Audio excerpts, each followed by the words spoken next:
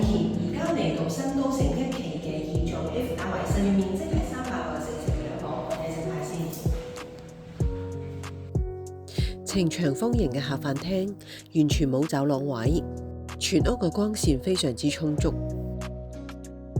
廚房有翻新過，有齊基本嘅廚電，實用企理。客廳望出去景觀極之開揚，仲可以望到寶南地鐵站嘅出入口。呢個單位屬於眼鏡房嘅間隔。第一間睡房大約有65尺嘅面積，超闊落嘅大窗台。兩間睡房坐向東北，望翻新都城2期嘅樓景，最遠處仲可以望到少少山景。